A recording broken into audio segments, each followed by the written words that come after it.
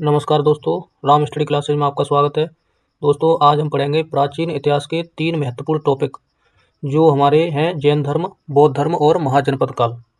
तो इनके one liner महत्वपूर्ण प्रश्न हम पढ़ेंगे जो कि पहले एग्जाम्स में पूछे गए हैं और आगे होने वाले एग्जाम्स में पूछे जाने की संभावना है, जिनका हम फास्ट रिवीजन करने वाले हैं। फ्रेंड्स, आपको बता दूं कि हम इन क्वेश्चंस की डिटेल में चर्चा नहीं करेंगे। ये क्लास हम सिर्फ फास्ट रिवीजन के लिए कर रहे हैं। तो चलिए बिना समय गंवाए हुए क्लास स्टार्ट करते हैं। सबसे पहले देखेंगे गौतम बुद्ध का जन्म कब हुआ था। तो गौतम बुद्ध का जन्म 563 ईसा पूर्व में हुआ था। फ्रेंड्स, आपको बता दूं कि ईसा पूर्व यानी इसका मतलब होता है बीसी। बीसी यानी बिफोर क्राइस्ट, यानी 1 ईस्वी से पहले का जो समय था, 1 ईस्वी से पहले का जो समय होता था उसे ईसा पूर्व में हम उसे गिनते हैं। ठीक है।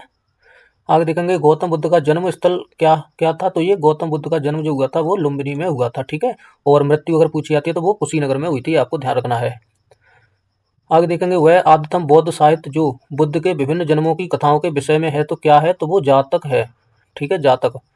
त्रिपिटक बौद्ध धर्म ग्रंथ है तो ये बौद्धों का है। ठीक है, त्रिपिटक धर्म ग्रंथ जो है वो बौद्धों का है, आपको ध्यान रखना है। बुद्ध ने किस जन्म स्थान पर महापरिनिर्वाण मृत्यु प्राप्त की थी। तो ये आपको अभी बताया था मैंने, ये कुशीनगर में इनकी मृत्यु हुई थी। ठीक है, महापरिनिर्वाण प्राप्त हुआ था। भारत में सबसे प्राचीन विहार कौन सा है, तो ये नालंदा विहार है। ठीक है, आपको ध्यान रखना है। आगे देखेंगे बुद्ध की मृत्यु के बाद प्रथम बौद्ध संगीति की अध्यक्षता किसने की थी। तो ये महाकश्यप ने की थी। नागार्जुन कौन थे, तो ये बौद्ध दार्शनिक थे, आपको ध्यान रखना है। आगे देखेंगे किस नगर में प्रथम बौद्ध संगीति या सभा आयोजित की गई थी। तो ये राजगृह में की गई थी। ठीक है। आगे देखेंगे अष्टांगिक मार्ग की संकल्पना अंग है तो ये धर्म चक्र प्रवर्तन सूत्र के विषय वस्तु का अंग है, ये आपको ध्यान रखना है। आगे देखेंगे मिलिंद पन्हो राजा मिलिंद और किस बौद्ध भिक्षु के मध्य संवाद के रूप में है। तो ये नागसेन। ठीक है, नागसेन और राजा मिलिंद के जो है मध्य संवाद के रूप में है, ये मिलिंद पन्हो। ठीक है, ये आपको ध्यान रखना है। आगे देखेंगे महायान बौद्ध धर्म में बोधिसत्व अवलोकितेश्वर को और किस नाम से जानते हैं। तो ये इसे पद्मपाणि के नाम से जानते हैं, ये आपको ध्यान रखना है। आगे देखेंगे बौद्ध धर्म तथा जैन धर्म दोनों ही विश्वास करते हैं तो ये किसमें करते हैं, तो कर्म तथा पुनर्जन्म के सिद्धांत सही हैं। ठीक है, ये मानते हैं कि कर्म और पुनर्जन्म के सिद्धांत सही हैं। आगे देखेंगे कनिष्क के शासनकाल में चतुर्थ बौद्ध संगीति या सभा किस नगर में आयोजित की गई थी। तो ये कुंडल वन में की गई थी। ठीक है, कहाँ पर, कश्मीर में। आगे देखेंगे तृतीय बौद्ध संगीति कहाँ आयोजित हुई थी। तो ये पाटलिपुत्र में आयोजित हुई थी, आपको ध्यान रखना है। दोस्तों, मैं आपको बता दूं कि जो बौद्ध संगीतियाँ थी वो बहुत ही महत्वपूर्ण थी। ठीक है, तो मैं आगे इनके बारे में आपको पढ़ाऊंगा। ठीक है, चलिए आगे देखेंगे। और अभी बुद्ध के जीवन से जुड़े प्रतीक दे रखे हैं तो अभी इनके बारे में थोड़ा सा देख लेंगे हम। तो चलिए देखेंगे बुद्ध के जीवन से जुड़े प्रतीक। तो हाथी देखेंगे, तो हाथी के बारे में देखेंगे, ये बुद्ध के गर्भ में आने का प्रतीक माना जाता है। ठीक है। कमल के देखेंगे तो कमल जन्म का प्रतीक है। सांड देखेंगे तो ये यौवन का प्रतीक है। घोड़ा ये गृह त्याग का प्रतीक है। ठीक है। और पीपल देखेंगे तो ये ज्ञान का प्रतीक है, क्योंकि पीपल के पेड़ के नीचे इन्हें ज्ञान की प्राप्ति हुई थी। ठीक है। आगे देखेंगे शेर जो है वो समृद्धि का प्रतीक है। पद चिन्ह देखेंगे तो ये निर्वाण का प्रतीक है। और स्तूप देखेंगे तो ये मृत्यु का प्रतीक है। ठीक है, इस तरीके से आप ध्यान रखेंगे। चलिए आगे देखेंगे गौतम बुद्ध के गुरु कौन थे। तो ये आपको ध्यान रखना है, गौतम बुद्ध के गुरु आलार कलाम थे। आगे देखेंगे बुद्ध में वैराग्य भावना किन 4 दृश्यों के कारण जो है जागृत हुई थी। तो देखो, बुद्ध ने ये 4 व्यक्तियों को देखा था। बूढ़े व्यक्ति को देखा था, एक रोगी को देखा था, और एक मृत शव को देखा था, और एक सन्यासी को देखा था। तो उन्हें देखकर बुद्ध के अंदर जो है वैराग्य की भावना उत्पन्न हो गई थी।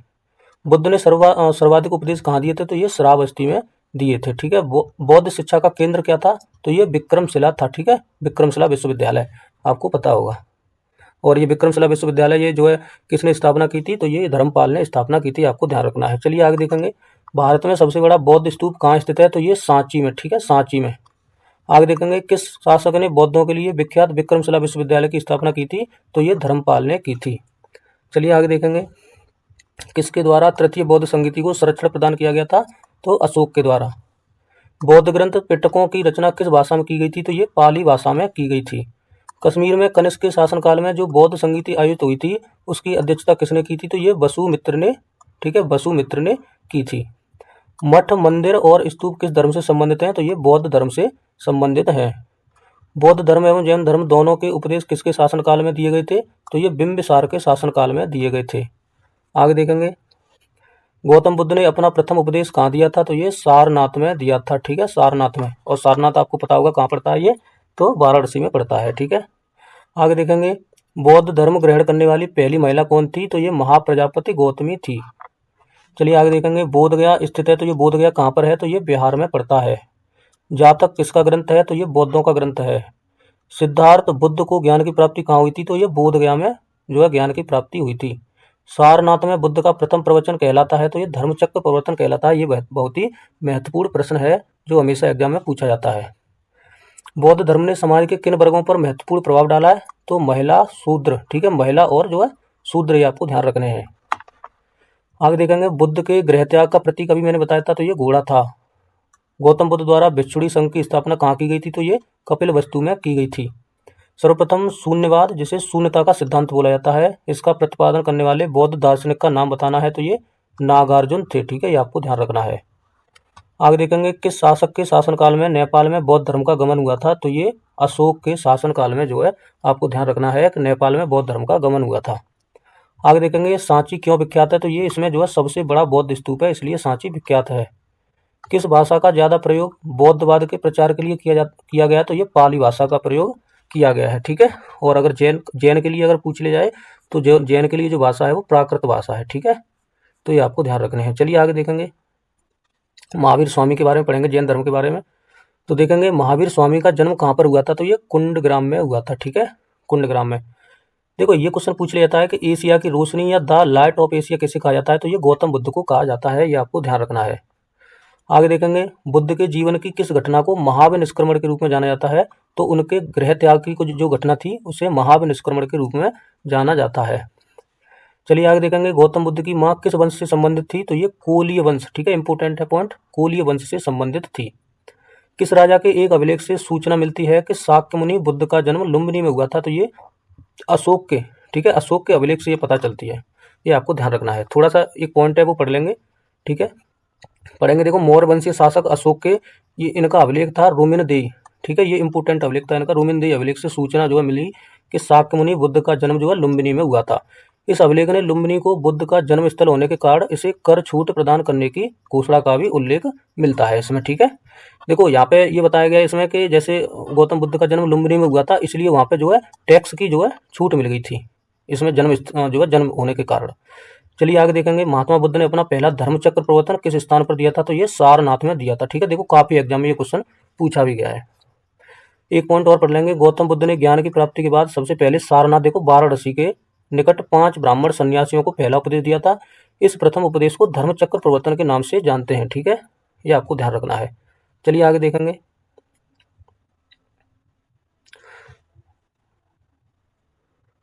बुद्ध ने सर्वाधिक उपदेश कहाँ पर दिए थे? तो ये आपको ध्यान रखना है, बुद्ध ने सर्वाधिक उपदेश जो दिए थे वो कहाँ पर दिए थे? श्रावस्ती में दिए थे। ठीक है, चलिए आगे देखेंगे,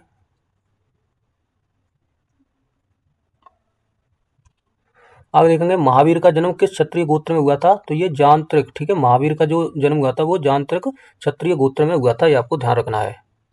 चलिए आगे देखेंगे, महावीर की माता का नाम क्या था? ये पूछ लिया जाता है। तो महावीर की माता का नाम त्रिशला था। ठीक है, महावीर का मूल नाम क्या था? तो महावीर स्वामी का मूल नाम वर्धमान था। महावीर की मृत्यु कहाँ पर हुई थी? तो ये पावापुरी में हुई थी, आपको ध्यान रखना है। जैनियों के पहले तीर्थंकर कौन थे? तो ये ऋषभदेव थे।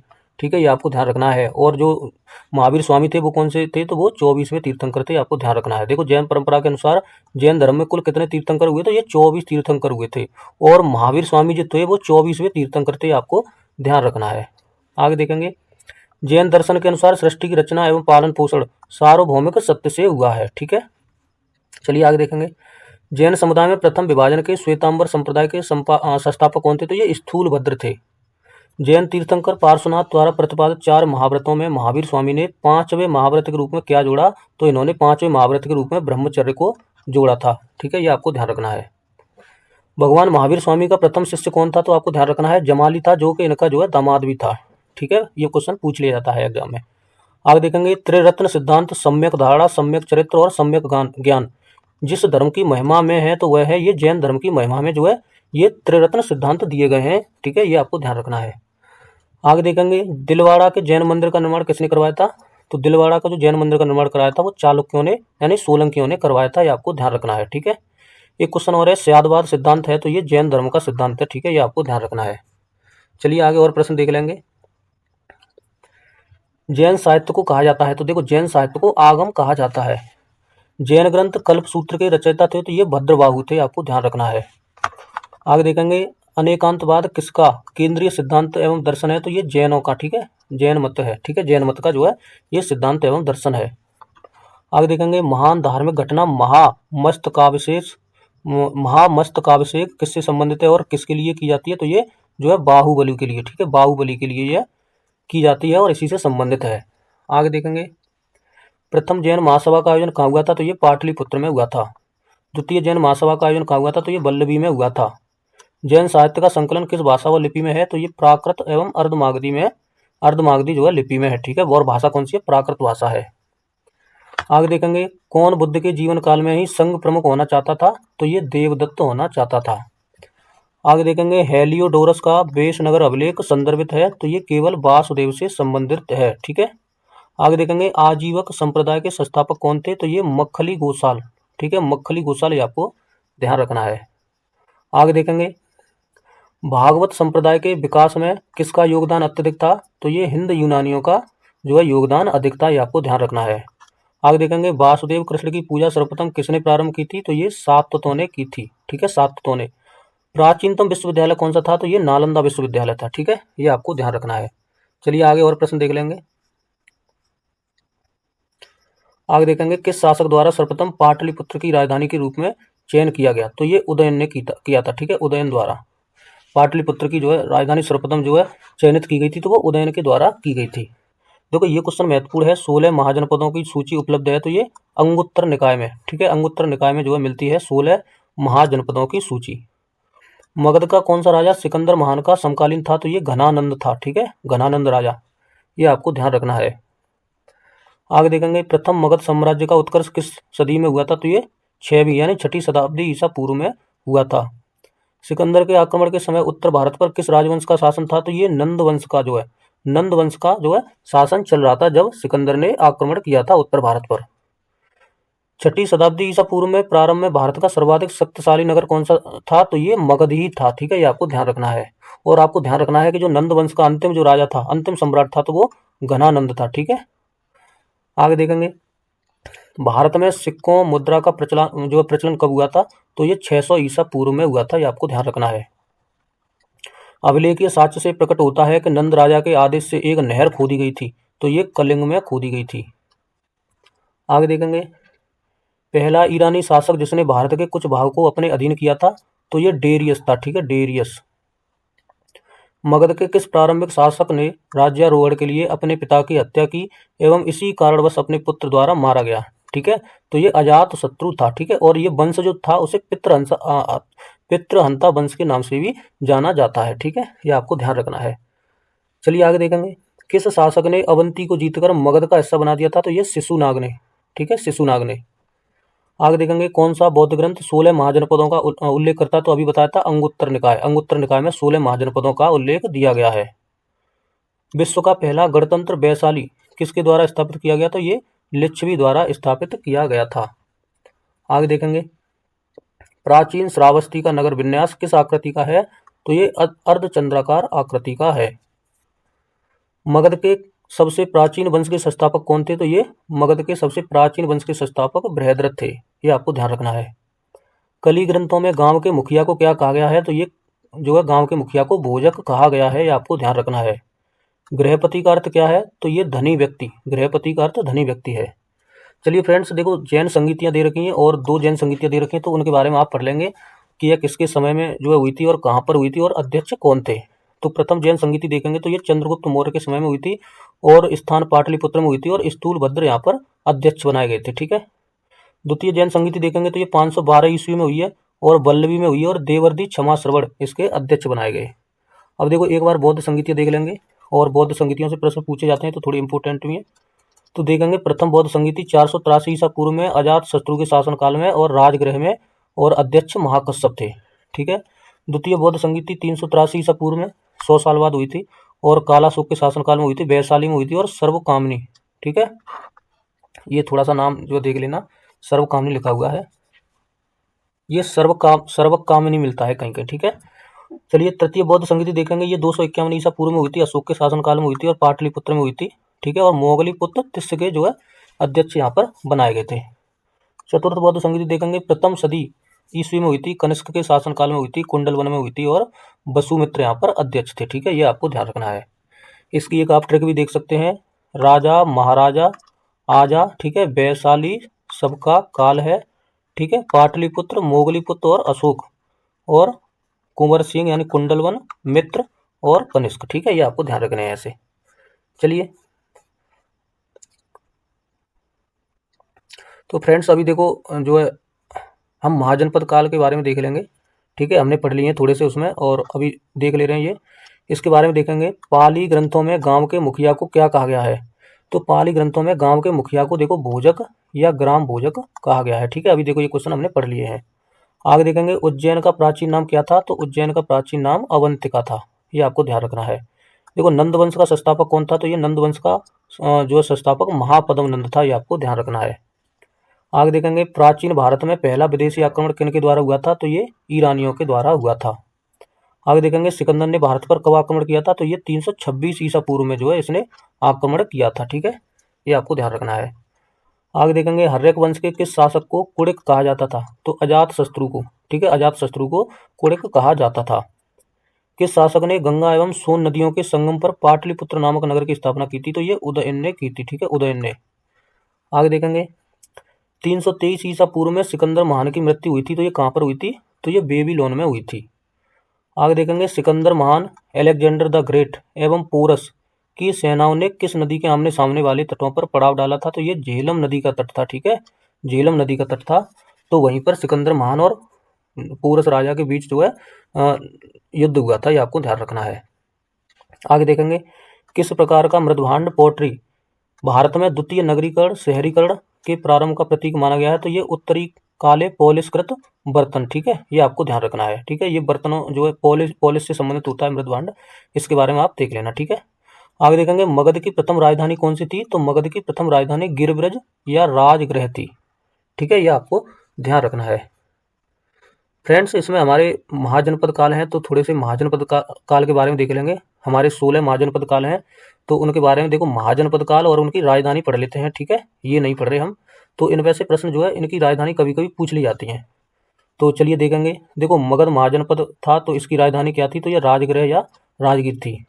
अंग महाजनपद की राजधानी चंपा थी। आधुनिक इसे जो है भागलपुर बोलते हैं अभी। ठीक है, काशी की जो है राजधानी तो ये वाराणसी, अभी बनारस बोलते हैं जैसे। बज्जी की राजधानी वैशाली थी। ठीक है, और विदेह और मिथिला। ठीक है, ठीक है, मिथिला। आगे देखेंगे, कौशल की राजधानी श्रावस्ती थी। कुरु की राजधानी इंद्रप्रस्थ थी। चेदी की राजधानी शक्तिमती। ठीक है, कहीं कहीं सूक्तिमती लिखा होता है। मल्ल की राजधानी कुशीनगर। ठीक है, और पावापुरी थी। ठीक है, अस्मक की राजधानी पौदन या पोतन थी। वत्स की राजधानी कौशाम्बी, जिसे कौशम बोला जाता है। ठीक है, पांचाल की राजधानी अहिच्छत्र या काम्पिल्य, दो राजधानी थी, अहिच्छत्र और काम्पिल्य। मत्स्य की राजधानी विराटनगर, जो कि जयपुर में। आगे देखेंगे, अवंती की राजधानी उज्जैनी एवं महिष्मती थी। गांधार की राजधानी तक्षशिला एवं पुष्कलावती थी, और सूरसेन की राजधानी मथुरा थी, और कंबोज की राजधानी राजपुर थी। ठीक है, तो इस तरीके से आप जो है क्वेश्चनों का रिवीजन करते रहेंगे। तो चलिए, आज की क्लास इतनी ही रखते हैं। मैं उम्मीद करता हूँ कि आपको क्लास पसंद आई होगी। तो मेरी आपसे एक गुजारिश है कि यदि आपको क्लास पसंद आती है तो आप मेरे चैनल को लाइक एंड सब्सक्राइब कर सकते हैं, जिससे कि मुझे भी थोड़ा मोटिवेशन मिलेगा, और आगे भी क्लास इसी एनर्जी के साथ मैं लाता रहूँगा। तो चलिए, अपना कीमती समय देने के लिए धन्यवाद। जय हिंद, जय भारत।